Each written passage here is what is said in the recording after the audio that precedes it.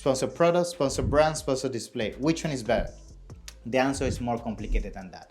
Each of them have different objectives, because with sponsor products, it's all about driving that conversion at the bottom of the funnel. Sponsor brand is all about creating that awareness and repetitive behavior in the space. And a sponsor display is all about retargeting. Therefore, if you understand the nature of all these type of ads, you understand how they essentially work among each other.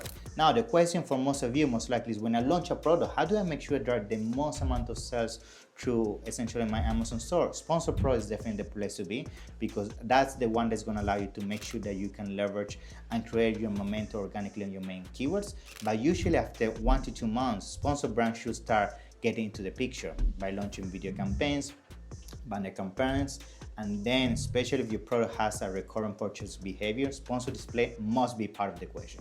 Because with sponsor display, you can re-engage with the consumers that have seen your product, have abandoned the cart, or they have bought from you. But more importantly, not only from a defensive and retargeting perspective, but also to make sure that you can attack other competitors. With sponsor display now, you can also show under the buy box, under the bullet points.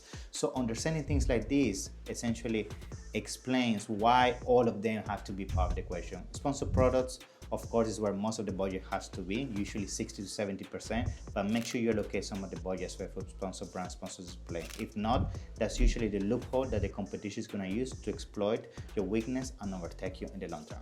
Follow me for more tips like that, and let me know which kind of ad are you using the most these days.